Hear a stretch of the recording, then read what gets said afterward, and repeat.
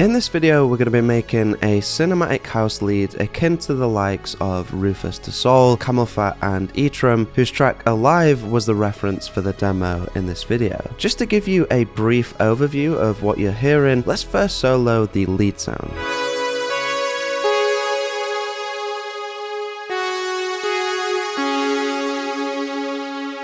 This is supported by a low-pass Re-C bass layer with some pitch glide between notes.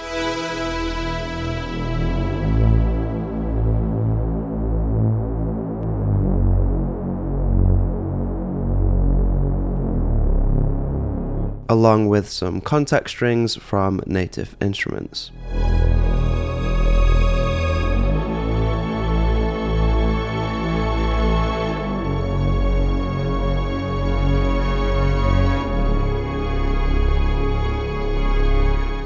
Some of you may recognize both the lead and bass as patches from my preset pack Anthem for Serum. If you'd like to support these videos as well as get your hands on some high quality presets created by me, I'd love for you to check those out over at synthhacker.com. If you want to grab the MIDI from this project, that's also available to download through the free page on my site. So, at the core of our lead is the Hyper Digital Saw wavetable with a softened attack and long decay.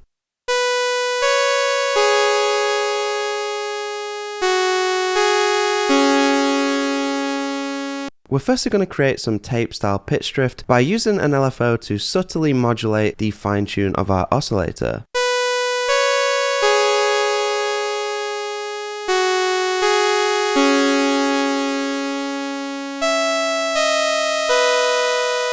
To thicken the sound up and add some width, we're going to add some unison, but we're also going to dial back the blend parameter slightly to control how loud these additional voices are.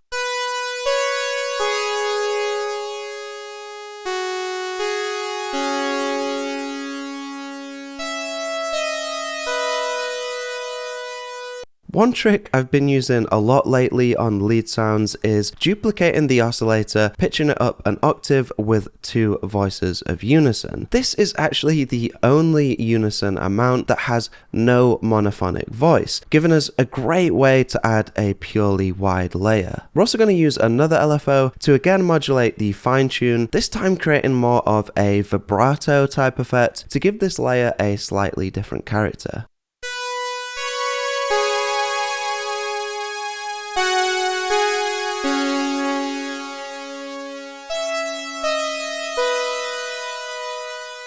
To tame some of the high end and also get the warm harmonics we're after, we're going to route both of our oscillators through a 12 dB low pass filter with a little resonance and drive.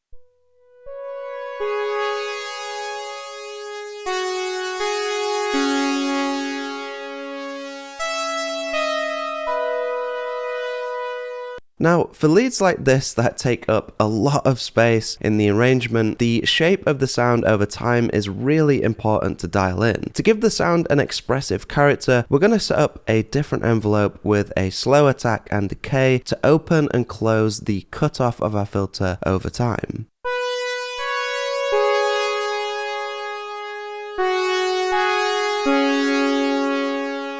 Having separate envelopes allows us to keep a shorter attack for the amplitude, so we'll still hear the note around the moment it's played. Another way we can help to make the lead sound more full and fill out the arrangement is by adding some inharmonic texture using Serum's noise oscillator. I ended up going with the ARP white noise and decided to avoid routing it through the filter to add a nice airy texture to the sound. I mainly wanted to add this texture to the start of the sound, so I again used a separate envelope with a soft attack and a shorter decay.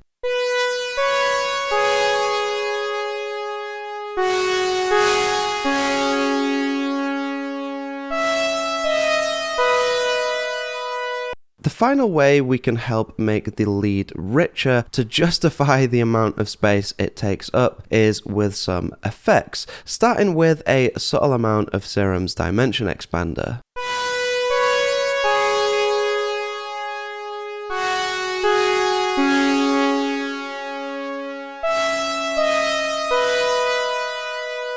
To add a sense of space, we're also going to add some reverb with a subtle delay just before it to smooth out the tail. We're also going to use a slow ramp up LFO envelope to increase the amount of reverb the longer a note is held down. This technique allows us to use quite a lot of reverb while still letting the lead cut through the mix when the note is first played.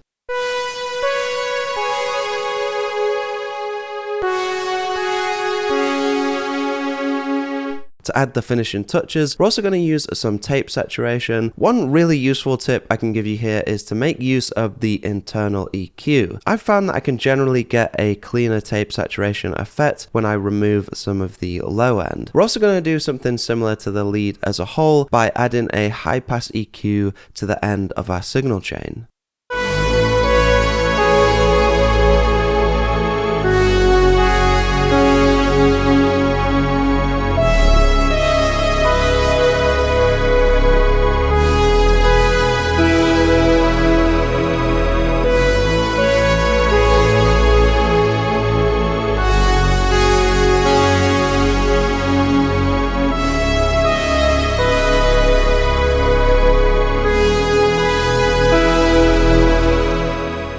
So there we have it, a really nice cinematic lead sound with Serum. I hope you found it useful. If you have any suggestions or all for future videos, please do let me know in the comments below. Other than that guys, thanks a lot for watching and I'll see you in the next video.